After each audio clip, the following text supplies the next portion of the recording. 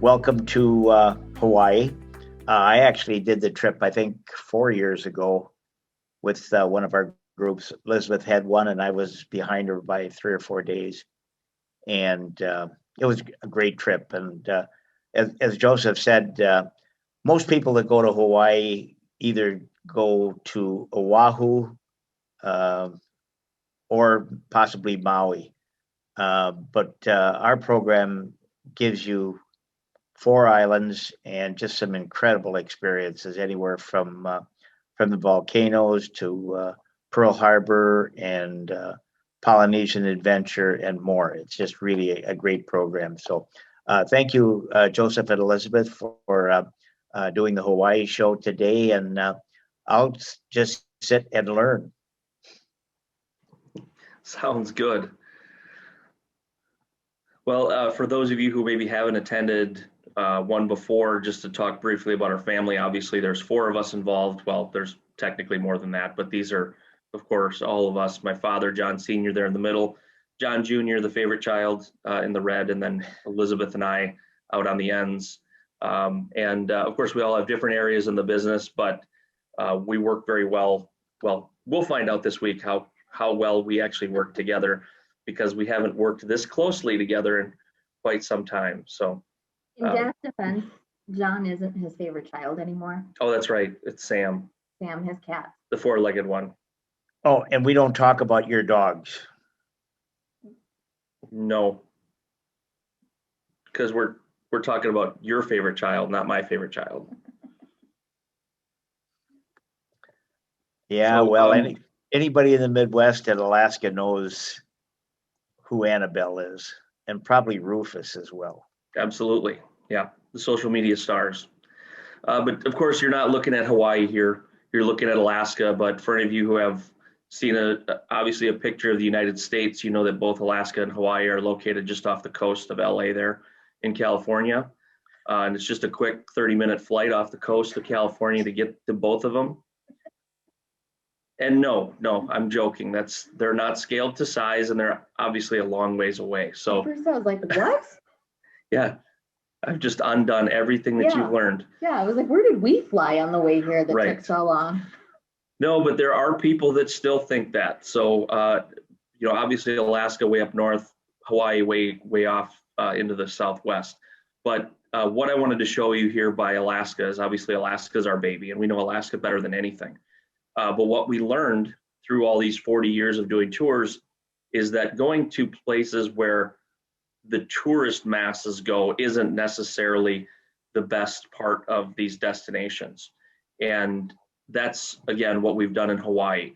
Now, we're in Oahu right now, and we're going to go to Pearl Harbor.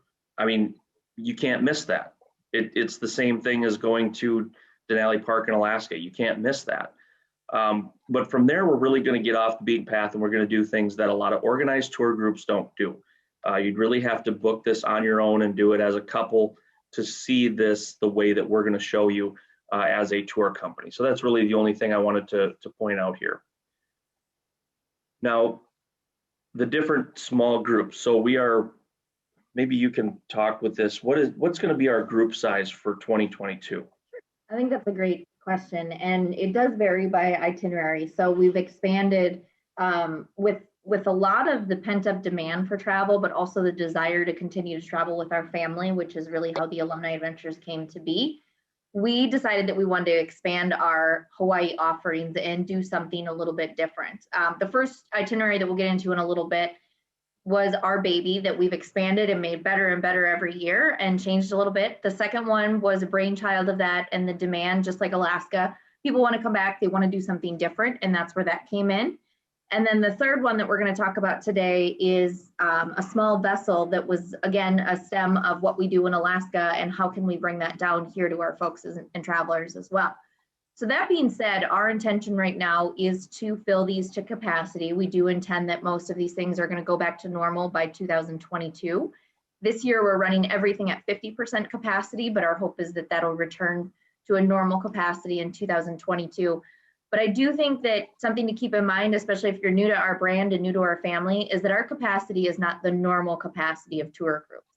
So our Aloha Hawaii will be approximately 36 to 40 people, including one of our family members along with it. The capacity of the small vessel is 36 passengers, so that one will be limited. And then the one that's more off the beaten path that goes to the smaller islands that we'll talk about, that one's going to be limited to 22 people. Perfect. Yeah. So what we mean when we say small group, like she said, you know, we have 50% that are showing up on this tour that we're running right now, but 38 is still a really good, or 36 is still a really good number, because it's easy on, easy off the motor coaches, easy into restaurants. So still a very manageable number. I think we had a full group when I was here before. 38 worked very, very well. So same thing that we've done in Alaska. So that allows us to do those things that I talked about, or mentioned, that we might be tougher for a tour group to do. Obviously, we're vetting that out ahead of time to make sure that we can do those as a group. And if I can jump in and add one more thing to that, I think the other part about the small group and the exclusive experience is that everything, just like Alaska, everything is handled by our family now. We're not, we used to work through a third-party company to help us with Hawaii. And we've just learned that we've lost a little bit of what makes us a brand. And so we've taken on ownership of operating everything and being able to provide more of those exclusive experiences, unique experiences, making sure that they meet the John Hall standard from the start. Right. And it also makes it easier if there is an issue to not have to go through a medium to correct that. You just send the bulldog in. That's right. So obviously transportation and getting around the islands, we, for the most part, use the larger aircrafts. I don't know, what are those that they fly? I think they're 737. No, they're not, but they're close to that. You're wrong. That's an MCI motor coach, I know that, and that's a Pilatus in the middle. There you go. I sound really educated right now. Yeah, so for our motor coach partner, we use, I call it TCS, Terry down at the bottom there. He has two companies. They have a company out in Hawaii where they run motor coaches, but they also run in Orange County, California, and up in Banff. So if you've seen buses up there, probably was Terry's. They run a pretty impressive operation. It's nice working with the owner and really being able to again make sure that no hiccups are had, and that our transportation takes us where we need to go when we need to get there. And they have the same quality of equipment that we do. And I think that's important for, we would love to put our motor coaches down here, especially in the off season, but to find a partner that has the same quality of motor coaches is really important for us when it comes to your comfort level of traveling the islands. The Pilatus aircrafts that you see in the middle there, that's Joe and I before we went on tour and ate so much. But the Pilatus aircraft that you see there is one of the aircrafts that we'll talk about later in the trips to and from Lanai. And then on the right side, the other part of that we try to do as well is make sure that you have, when we go out on our day trips or catamaran, things like that, it is just the John Hall group. And we found a really good partner down in Maui to partner that in with. Yep. Sorry to jump in. No, that's all right. You do whatever you want. You're the boss. I feel like we need some John Hall Hawaii shirts. You know what though? Down here, everybody, even the locals, wear Hawaiian shirts. So yeah, I think we need stick some. out. No. Okay. All right. We'll talk about that. Do you want me to go on with this one? Sure. So the other part, obviously, that we try to incorporate in all of our programs is the beautiful scenery. I mean, we all think of Hawaii and what you see here, which is the beaches. But I will say from my experience here, every single island has a different personality. And for those of you that have been to Hawaii, you probably experienced that. The big island, the island of Hawaii, as they call it, that has some really great lava landscape to it. Kauai is very different, and it's more of a lush and green landscape. Maui has more mountains than other ones. So we try to showcase that in every single island that we visit throughout the different itineraries. Yeah, and I always go back and compare Hawaii with Alaska. And I know I always make references back to Alaska, but going to Alaska once, you can see a lot, but you can really dissect it and even go further than that if you want to go back and visit a second or third time. And Hawaii is the same way. But I think both places are very interesting because, you know, they're very different from where most people live. And I think that's why it's so exciting to get there. You know, most people don't have the scenery of Alaska or Hawaii in their backyard. Some do. But coming from the Midwest, you know, we don't see anything like this. So it's, even myself, not being a beach person and not really thinking I would enjoy Hawaii. I just came here because my sister made me. I really enjoyed it my first time and have been telling people that how much I loved Hawaii. And I think it's just like Alaska. If you do it the wrong way, yeah, you might think it was an okay destination. But if you do it the right way, it'll blow your mind. Mm-hmm. Absolutely. So the just like we do in Alaska, the native culture is probably one of the most important things of where we, you know, when we go to these different destinations. The history of the native culture is, you know, right there with the scenery and the wildlife. And that's just such an important thing because we as a tour company don't want to be just coming through and, you know, showing the glitzy places. We want to know where these people came from, what their history is, and learn a lot about it. Mm-hmm. Absolutely. And that's a huge part of, I think, the uniqueness between Alaska as well as Hawaii. When you look at the similarities, is there is so much native culture between the two states. And it's important to have that in there. One of my favorite things, and it's actually a picture in the middle there, one of my favorite things that we do on Maui is we go to the Feast of Lele. There is, I can't even count the amount of luau's that there is in Hawaii if you wanted to go to one. This one in particular, we picked to incorporate because it has 7 different types of Polynesian culture and dance incorporated into it. And they take you on a tour throughout the islands. They pair the food with it. They pair the drinks with it. It's just absolutely incredible. Yeah, it's a great way to educate yourself, but again, they love sharing their culture with people that want to learn about it, and that goes the same with all the natives up in Alaska as well. Mm-hmm. Now, the different Hawaiian islands or landmarks. I'm sorry. Obviously, the main reason for me that I wanted to come to Hawaii, that I agreed to do this the first time, was, you know, I didn't care about the beaches. I didn't care about coffee plantations or pineapple plantations. I wanted to go see Pearl Harbor. I think that's just amazing. My grandfather was a World War II vet, and just all the connections over the years, wanting to go there and learn about it, and that it was fantastic, absolutely fantastic. I'm looking forward to going back there. Do you want to talk about the other ones? Yeah, absolutely. So a few different ones that we incorporated here into this particular slide for you, but across every single island, there seems to be some high points or specific landmarks, and we always make sure to include those. Joe mentioned Pearl Harbor. You've got the USS Missouri that's on the left-hand side there. The picture on the right is Haleakala. So we do try to take you folks, and Volcano National Park is pictured elsewhere in this. We take you to all those major landmarks that you know and hear about with Hawaii and in those islands. Perfect. And you will learn how to say Haleakala by the time you're done. It's only taken me like 6 years. That's why I wanted you to talk about it. I want to butcher it again. Can you say the fish? What fish? The fish of Hawaii? I don't know what that is. If anyone wants a challenge, Google the fish of Hawaii, the state fish of Hawaii. I can't pronounce it. What is it? I'm not going to try to pronounce it. Just try it. I bet I know what it is. No, something that starts with a K. I'll Google it while you're doing this. Okay. It's probably called a kingfish, if I had to guess. She missed a lot of her early schooling days. So shapes, colors, left to right, those are tough things for her, even though she's very advanced in her business skills. That's not it. It's pronounced reef triggerfish. No, that's someone who makes it a lot easier. But that's, yeah, they call it reef triggerfish because I'm not even going to. It's probably 20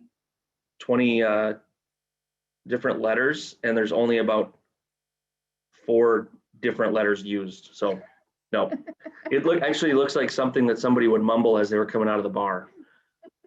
So, Wisconsin. okay, you're right. You win. Oh, there, Cheryl. Thank you, Cheryl, for typing it in there for us. Oh yeah, you're supposed to do it you're supposed to pronounce it. But of course, the wildlife, obviously, mostly marine wildlife. And the transportation will allow us to hopefully get a little bit closer to them. Mhm. You know, was there any other ones that you really like that you wanted to touch on? For the wildlife? Yeah. No, I think that's it. It is mostly marine wildlife, snorkeling. If you like to snorkel, if you're a first-time snorkeler, we'd love to get you out there and send you on one of the excursions that involves it. I mean, there's just some really great scenery. The other piece, and we'll get into this on the small vessel and why we picked the date that we did, is many of you know the humpback whales spend the summer in Alaska, but they come and spend the winter down here in Hawaii. So we picked a date that would allow you to come down, and being a small boat product will allow you to experience that the humpback whales down here as well. Yeah, and I actually had the opportunity to go snorkeling last time because I had a guest's wife who backed out. She ended up sick and they had already paid for it. And my wife said, yes, you can go, which I was going to go anyway. I wasn't going to ask her permission. But I went and did the snorkeling, and it was phenomenal. And obviously, I'm a nut when it comes to the water. I love fish and all the marine life, but being able to see that in that clear water, in those sea turtles, we saw a bunch of sea turtles, probably 4 or 5. It's phenomenal. It really is. And it's something where you don't have to have, you know, really any prior skills to do so. So I'd strongly recommend that. I think we only had like 4 people on the tour that actually did that when I was here last time. So the Hawaiian activities, again, very unique things that we do across all islands that are going to get you that true Hawaiian experience. Obviously, we have the ones like Elizabeth talked about, the luau's and, you know, kind of the touristy things. These are going to be items that, again, a smaller percentage of the visitors who come to the state get to actually see. And I love that experience on the left-hand side, that outdoor eating, farm-to-table experience. You'll see a lot of that across Hawaii. Yep. And being able to incorporate that to the beautiful canyons and mountains across the different islands. And then on the far right-hand side, I mentioned the Volcanoes National Park. That was a picture that was taken at the steam area there. Gotcha. So really, really cool activities that are unique to Hawaii that we incorporate in there as well. Sure. And roosters are considered wildlife, as well as cats. There's some wild cats in some of these islands. So just answering both those questions. Yeah. Now, I'll maybe let you talk about this, but we have built in for a couple of the itineraries, depending on what they do and which islands they're spending time in. We've given you the choice to pick, like I mentioned, the snorkeling. Mm-hmm. So we see down in the bottom, the horse. I'm gonna just flip back here to this one. So this is kind of where our Pick Your Adventures came in with the wildlife is. Much like if anyone's followed us in Alaska, what we do in Alaska, we really try to find ways to make the trip your own. And so something that we started incorporating this year was Pick Your Adventure days. Some of the itineraries are included in the package. Some of them are add-ons depending on which itinerary you're looking at. But Pick Your Adventure really focuses on how can we get you on the water? How can we get you in the mountains? How can we make this trip your own? And one of them that you have across the board is, you mentioned the horseback riding. There's biking or even more mountain biking if you want to do that. The other thing that is in there is obviously snorkeling, being on the water. There is some fishing options. It just really depends on what island you're on. And we ideally will send those out to you a couple months in advance so you can pick something that fits your day and how you want to spend it. Now, when it comes to the small vessel experience, theirs is a little bit more structured, and they're definitely water activities, but it's getting you out on those small Zegos, getting you on the kayaks, on the paddle boards, getting you out snorkeling right from the vessel itself. Yep. Yeah, and you can tell just by some of the activities that, you know, she rattled off and going up and looking back at this picture. The reason, no, this one. Okay. There's also golf. anyhow, 40 people wouldn't want to go play golf, 40 people wouldn't want to go horseback riding, 40 people wouldn't want to go snorkeling. So that's why we give you the pick your adventure option. And I would say that the itinerary, and we'll talk about this in a second, but the itinerary that we're running this week, we don't have as many of these included because we keep you busy all day. And the one thing that we learned after the first couple of years of running it is people really wanted a day to relax. And we didn't have that built in. Mm-hmm. So we'll have a day on every island where you do have downtime. And people have enjoyed that because we keep you running pretty good, just like we do in Alaska. And I understand it's a little different in Hawaii. Sometimes you want to just grab a book and lay on the beach. And so you'll have that option. But the other tour, the Unusual Hawaii, is where we have most of those pick your adventures come in. Yeah, absolutely. And the other thing that I wanted to mention, I was kind of flipping back to it, on Kauai, there's much more terrain type of activities. So a lot of ATVs, there's some fishing. If you want to do some bone fishing on Kauai, you can certainly do that, which is more river fishing instead of the deep sea fishing. So lots of options. You just let us know what you're interested in. And just like Alaska, we're going to try to make it happen for you. Yeah. You want to talk about our hotel partners? Hotels, absolutely. You can see all of our hotels listed there, and it doesn't mean much, but you probably know those brands as high-end brands. And I will tell you that I've never stayed in hotels nicer than the ones I've stayed at in Hawaii. I mean, and it's not even close. The hotels here are absolutely phenomenal. And Elizabeth has done a great job finding which ones work best for our groups. But that is one of the things that I really enjoy about this trip is just how comfortable and how beautiful the views are. Most people don't really want to leave. And that's again why we do a couple days in each of these locations, because you don't want to be moving every single day. But, you know, depending on the itinerary, we will keep you moving more than others.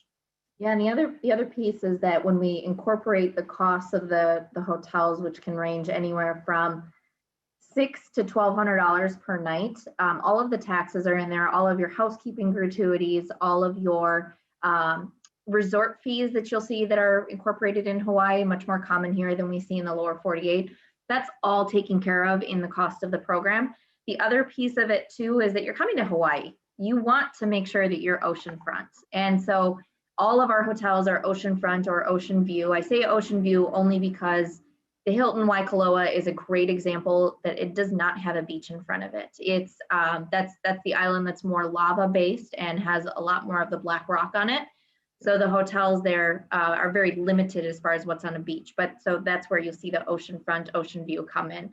But they're all beautiful locations. We want to make sure that when you wake up in the morning, you're reminded that you're in Hawaii, you're on the ocean, you're enjoying it. Yeah, and it's pretty easy to be reminded of that. And the weather here is phenomenal. I think last time when I was here, we literally slept with the door open every night. It was fantastic. And yeah, like you say, the one on the Big Island with the volcanic, it's such a beautiful setting, and they've done a great job with the walking paths where you can get close to the water if you want to go walk around. But obviously, yeah, with that volcanic rock, it's obviously, if you've seen volcanic rock, it's not the friendliest to be walking on or anything. You definitely don't want to catch a wave and be slammed into it. So, but I never thought of that as a detriment when I was there. It's just a beautiful property. Mm-hmm. They're all absolutely gorgeous, and they all come with great amenities. So you don't have to worry about packing your shampoo and conditioner, lotion, soaps, hair dryers, anything like that. It's all taken care of. All of the locations, for the most part, there's a couple that don't, just because of the high end of them, like the Four Seasons in Lanai, for example, where they do not have laundry facilities on site. But for the most part, there is coin-operated laundry opportunities across the board for people to do laundry on their trip as well, which is important. Yeah, absolutely. All right. So obviously, just like everything else that we've done, we don't just sell a transportation and hotel package. We're going to make sure that your activities are taken care of as we move through these different islands throughout the day. Obviously, breakfast, lunch, and dinner are provided. And we will give you a glass of wine or beer with dinner. And so you'll again not have to spend money out of pocket like you would on other tours. And just like again in Alaska, that brings us a higher price point. But again, when you put pen and paper down and figure out what it actually costs you, there's a lot of value in this. And, you know, we want to make sure that you are not only seeing Hawaii, but you want to taste it and obviously have fantastic meals throughout the trip. Yeah, and it was really important for us across the board to incorporate great views and things that are unique to Hawaii, but are also going to be appreciated by our clients. So for example, there's a really great steakhouse here in Honolulu that's one of the original steakhouses, I think it is the oldest restaurant. It's not something that you would probably normally think about going in Honolulu, but it's the traditional French white glove style service, but very casual Hawaiian style. That's an example. But you can see on the top, they're also coordinating beautiful views. So great food, beautiful views, what you're comfortable with, 3 meals a day. You're definitely not going to go home hungry, and you're probably going to go home with your pants not fitting. I'm just gonna pre-warn you of that. Yep. And there's a great question, is there a Mai Tai included? Yes, there is Mai Tais included throughout all of the programs. When in Rome, right? That's right. All right, so the first one that we'll talk about, the first itinerary, and this is the one that Joe and I are kind of doing right now. We've been running this program for about 5 years, and we continue, like Joe mentioned earlier, we continue to update it, we continue to change it. And this past year, we were able to add a 5th island to this program, which is great. This is going to visit, it's going to start out on Oahu, so you'll spend 4 nights here. Do you mind flipping to the next one?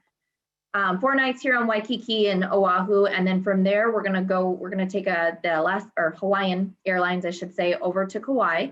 It's really important also to note that when we talk about traveling from island to island, that cost is also included in the programs. It's not something that you have to pay for additional.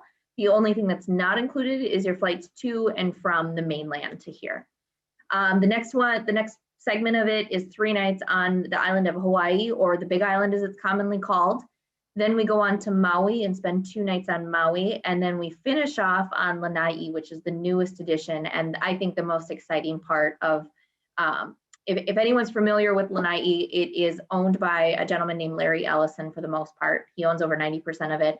But the other part about it is up until the 90s, it had over 90% of the pineapple consumption, pineapple production is the right word, pineapple production for the entire world. And once that closed down and shipping costs escalated, they turned it into a resort. There's only 3,000 people that live on the island. It's so beautiful. There's like 3 times as many deer that live on the island as there is people. It's really, really a great ending and allows you to relax. And like I said, check off a 5th island.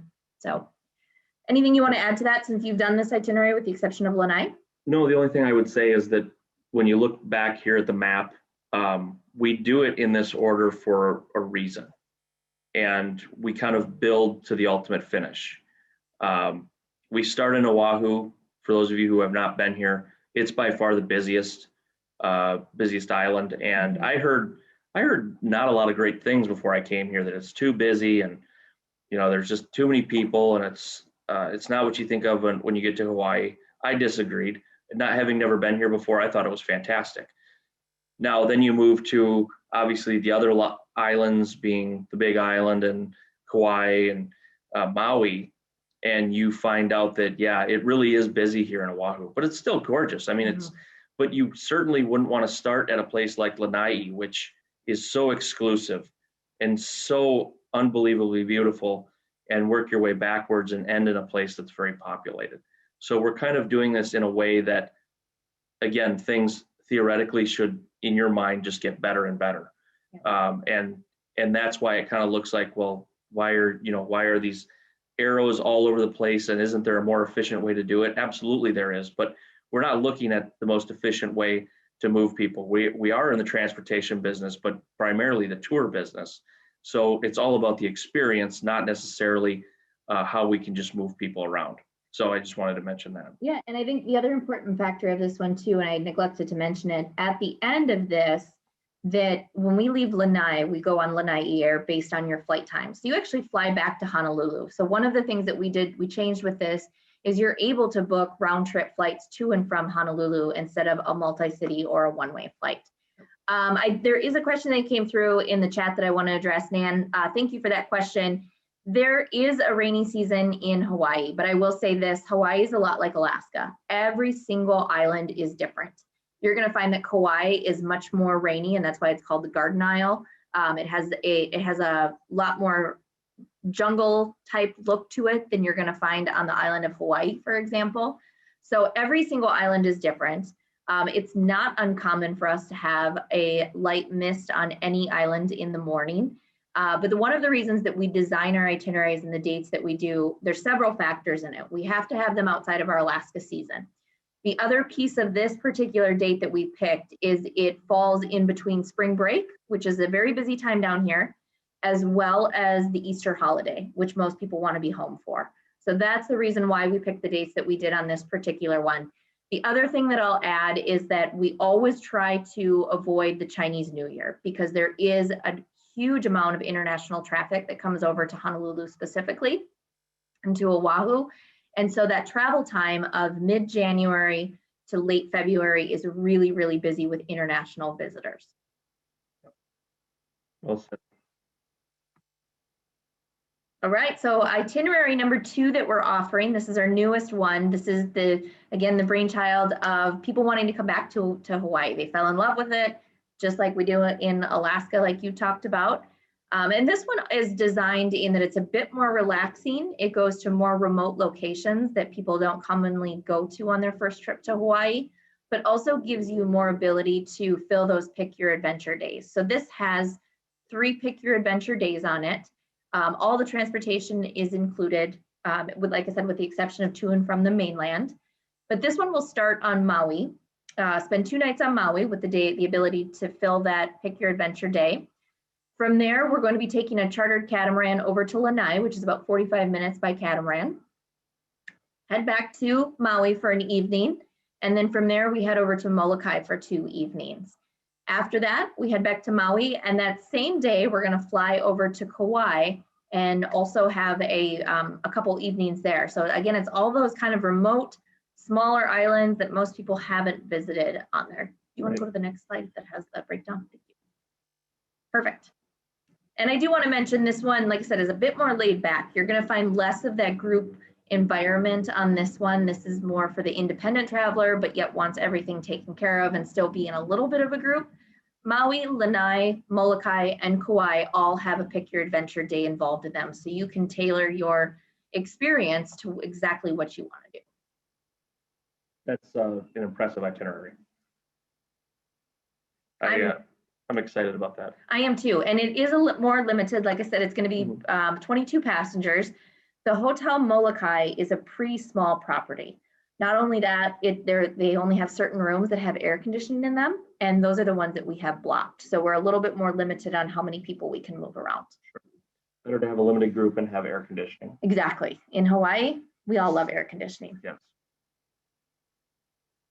You want to talk about this one, or you want me to? No, you're the itinerary master. Perfect. Here. So the third one, I'm just gonna let this gal in here, bear with me.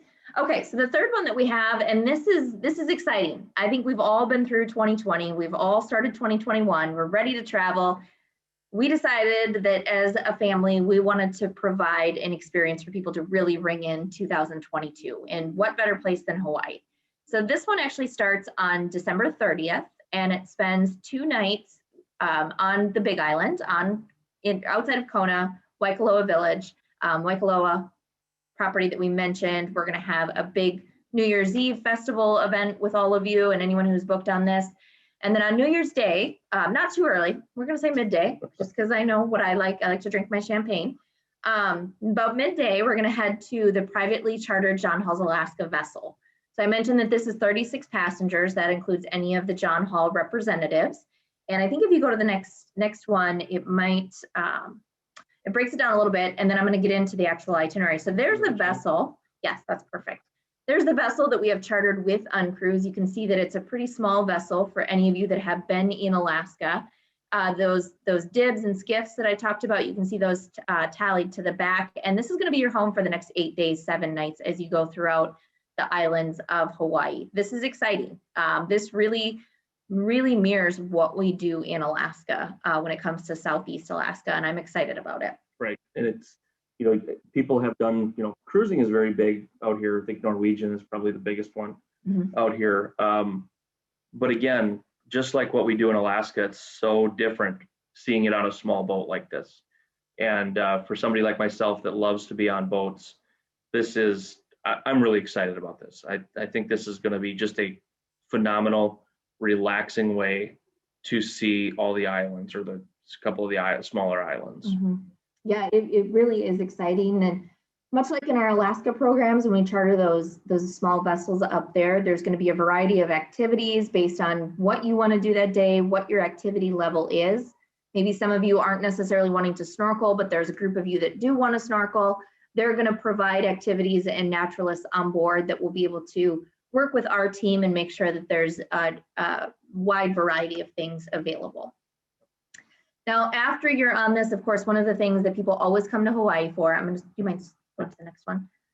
This is a few pieces of the different locations on board.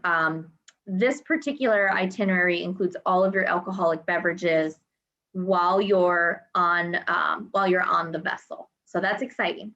All you can drink. The other thing is you obviously have a choice of your cabins here. You can see most of the cabins are on the second and the third floor, with the dining room and the galley and all of that being on the lower level. There is a couple of larger cabins on the bottom, but for the most part, everything's on the second and third level. And then the last slide, I just want to, as we go into ending it, obviously all the activities that they have on board, Uncruise really does a great job of also connecting with the culture, the locals, making sure that everything is included and that you're really experiencing Hawaii. And like I mentioned in the beginning of the program, the date, part of the reason we picked this date was because we wanted to make sure that you were coming down here on this vessel at a time when the whales were going to be down here from Alaska. Yep.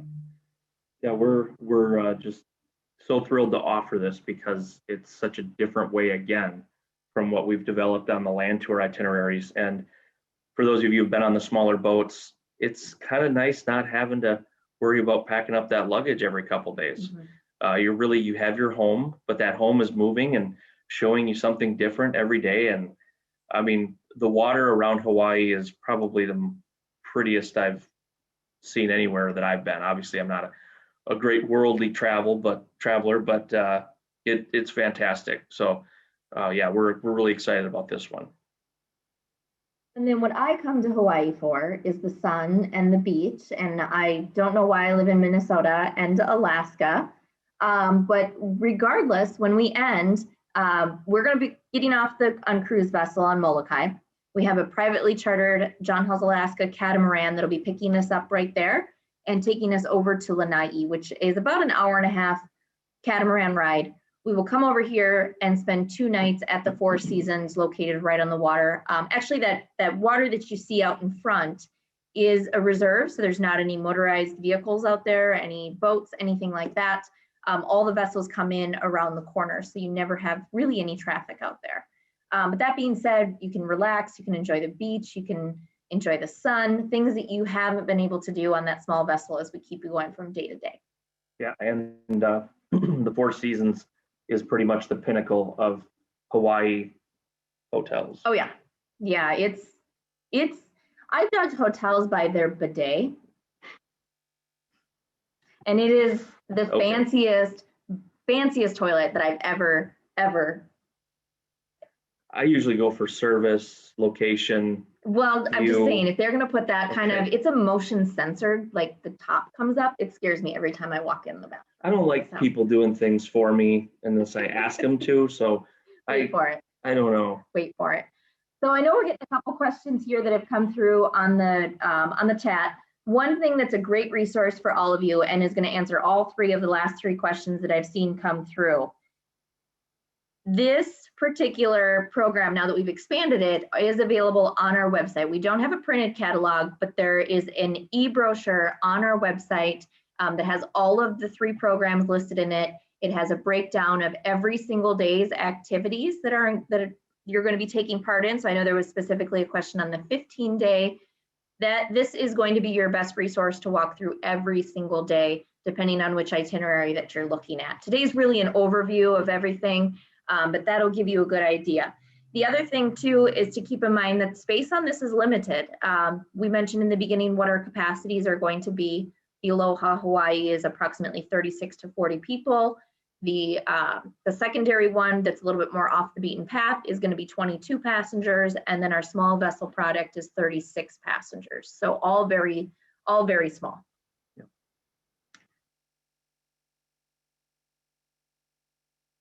Just going back through my questions here, I think I answered all of them.